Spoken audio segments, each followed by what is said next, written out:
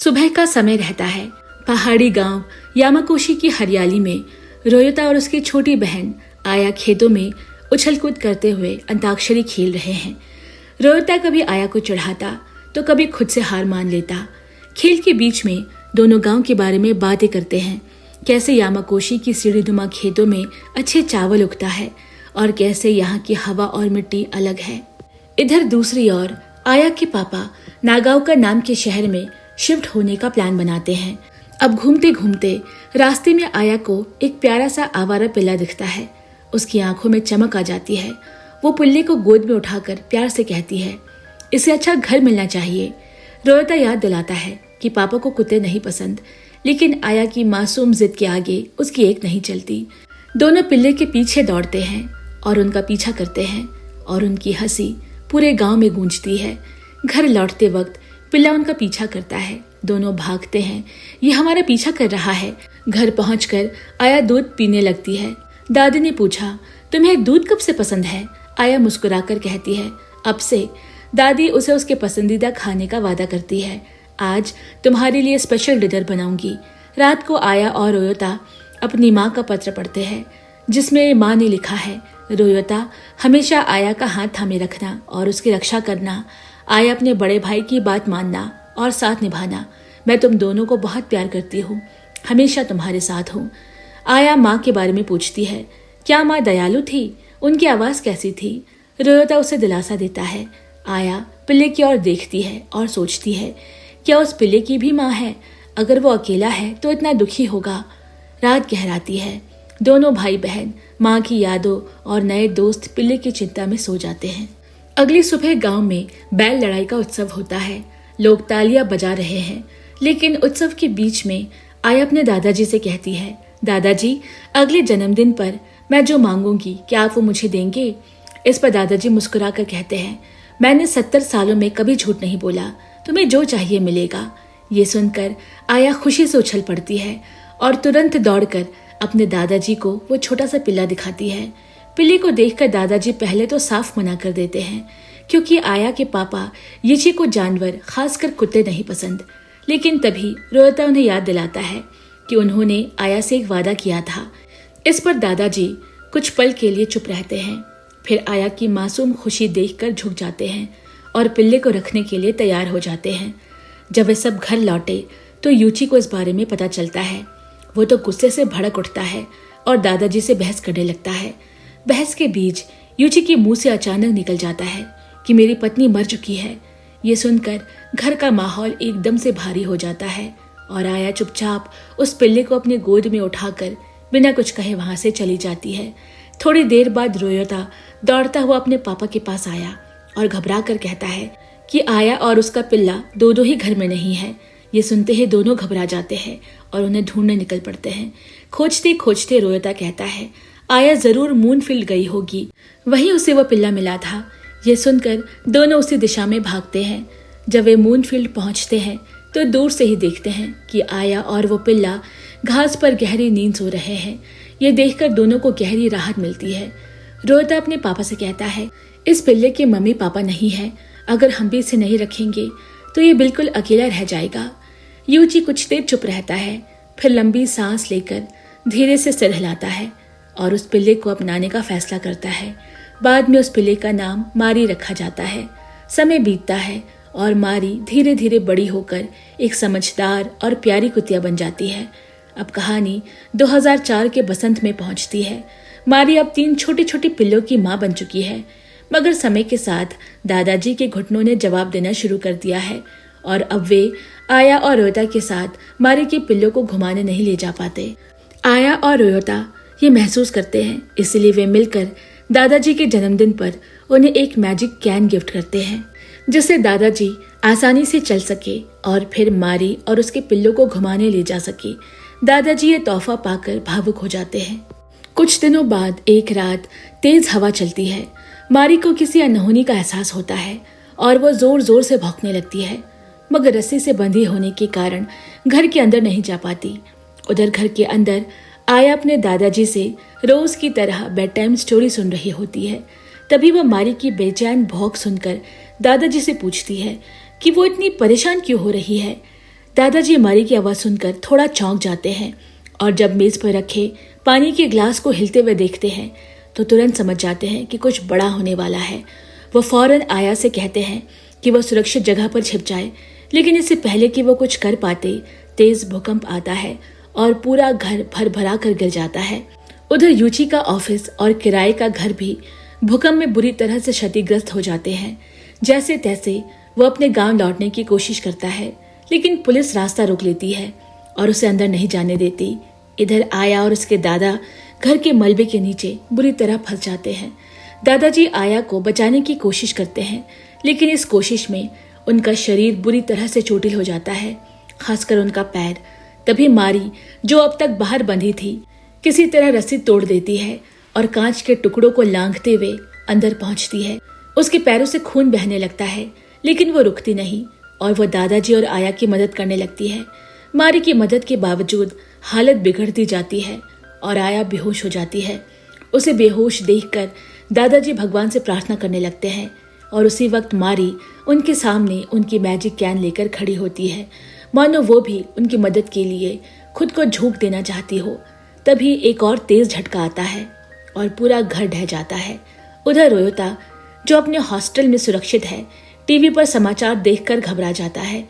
गांव में special force पहुंचती है और गांव के मेयर यूची को फोन करके बताते हैं कि गांव को तुरंत खाली कराया जाएगा, क्योंकि भूकंप का सबसे बड़ा असर यहीं पड़ा है। अब गांव में 2 सैनिक पहुंचते हैं।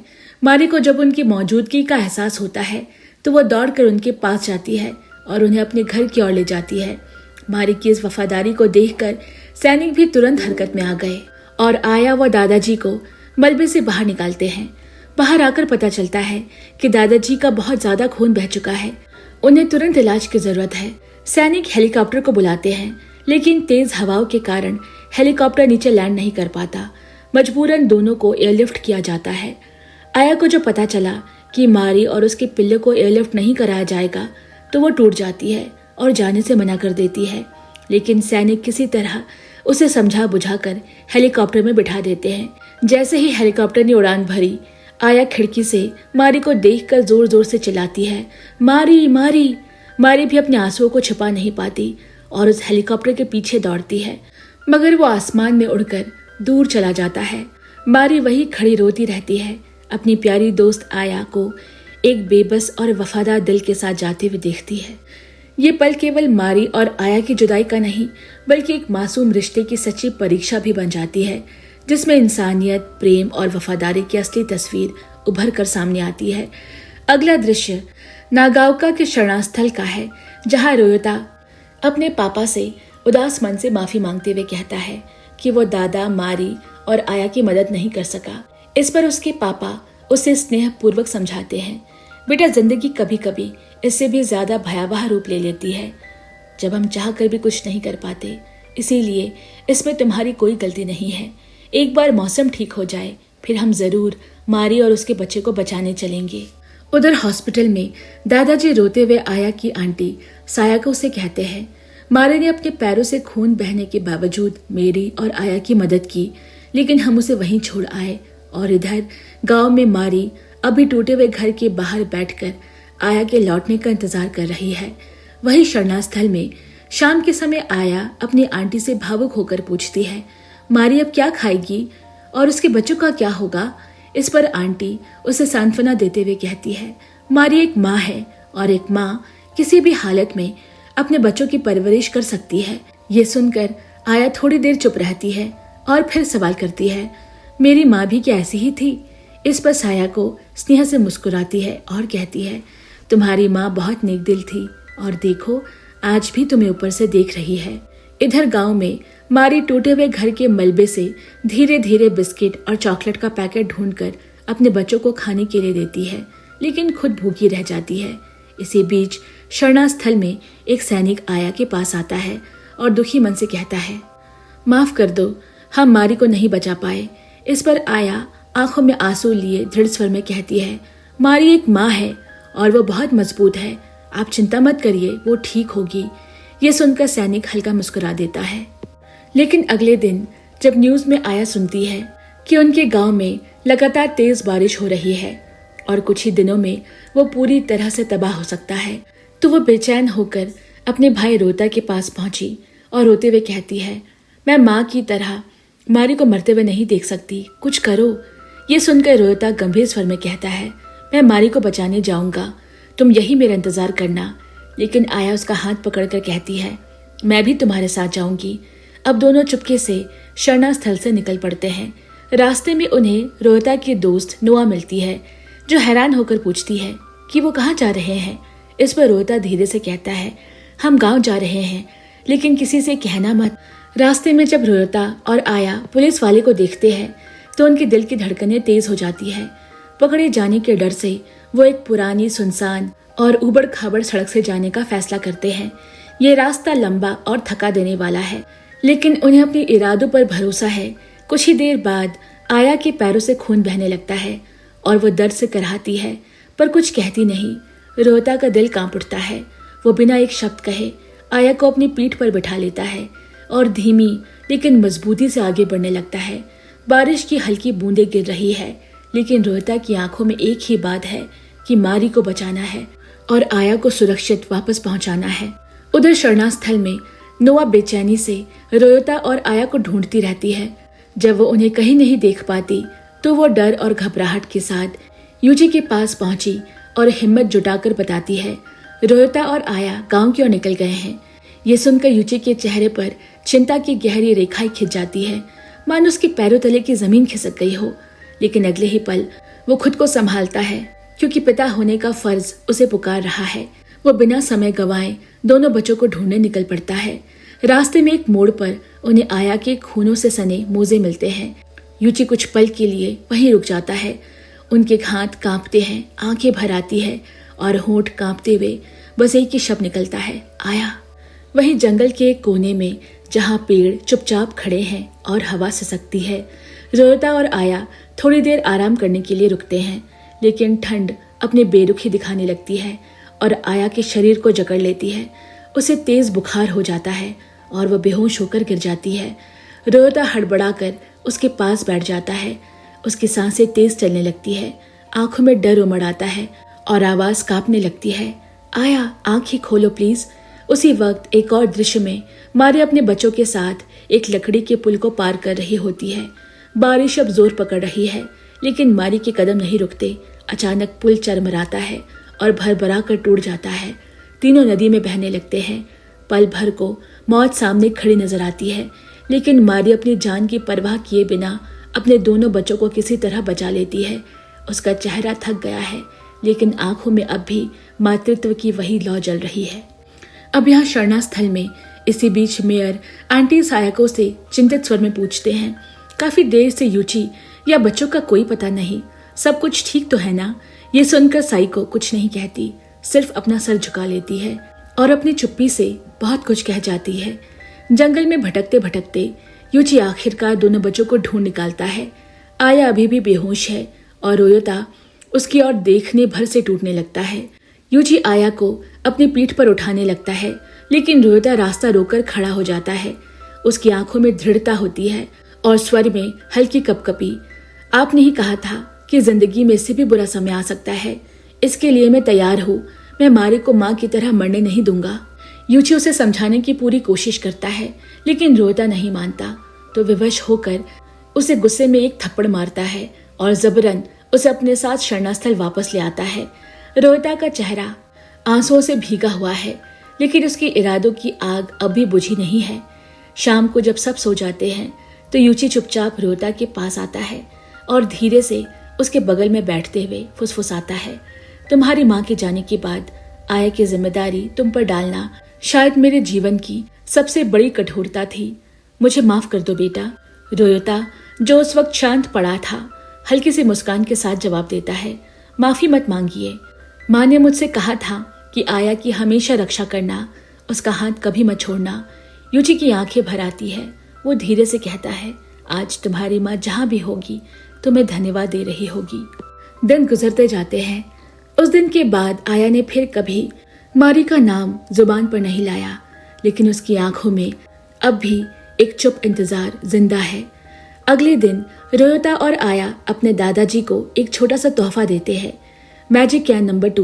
दादाजी के कांपते हाथ उस छड़ी को थामते हैं और भर्राए हुए स्वर में कहते हैं, बच्चों, तुमने मुझे फिर से जीने का हौसला दिया और ये सिखाया कि चाहे जो हो जाए हार नहीं माननी चाहिए। कुछ दिन बाद मौसम साफ हो जाता है।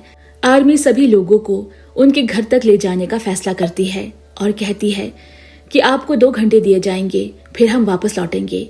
इस पर यूची जाने को तैयार होता है, लेकिन आया का मासूम चेहरा देखकर एक सैनिक उसे भी साथ जाने की अनुमति दे देता है।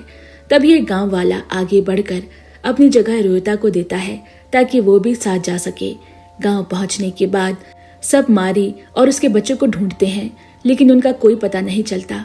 अचानक मारी के बच्चे मिल जाते हैं तो सभी खुशी से झूम उठते हैं, लेकिन मारी के ना मिलने से आया फूट फूट कर रोने लगती है।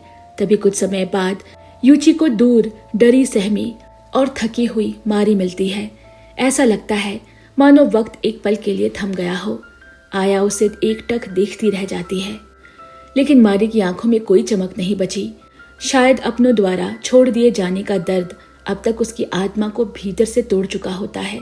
फिर भी मारी चुपचाप आया के गले लग जाती है। दोनों की आंखों से आंसू बहते हैं। सभी गिले शिकवे धो डालते हैं। शरणास्थल लौटने के बाद यूची अपने पिता से कहता है, अब कोई शहर में नहीं रहेगा, हम सभी एक परिवार की तरह अपने घर में साथ रहेंगे। फिल्म के अंत में सभी खुश दिखाई देते हैं और आया द्वारा बनाए गए एक प्यारे फैमिली स्केच के साथ ये कहानी खत्म हो जाती है। एक ऐसी कहानी जो बिखरते रिश्तों, कठिन समय और फिर से जुड़ने की उम्मीद की मिसाल बन जाती है। दोस्तों, मारी एंड द 3 पपीज हमें रुलाती है, सिखाती है और सबसे ज्यादा हमारे भीतर की इंसानियत को जगा देती है। ये फिल्म हमें दिखाती है कि प्यार और अपनापन कहीं भी मिल सकता है, चाहे वो एक जानवर ही क्यों ना हो। तो अगली बार आप जब भी किसी जानवर की आंखों में झांके तो वहाँ एक मूक भावनाओं की दुनिया देखेंगे। बस समझने की देर है। दोस्तों, आपको ये कहानी कैसी लगी मुझे कमेंट में जरूर बताएं। अगर आपका भी मारी की तरह कोई वफादार दोस्त हो तो उसका नाम कमेंट में मेंशन करें। साथ ही कहानी पसंद आई हो तो वीडियो को लाइक करें और हमारा हौसला बढ़ाने के लिए चैनल को सब्सक्राइब करना बिल्कुल ना भूलें। जल्द ही मिलते हैं, तब तक के लिए मैं आप सभी से विदा लेती हूँ। Bye bye and take care.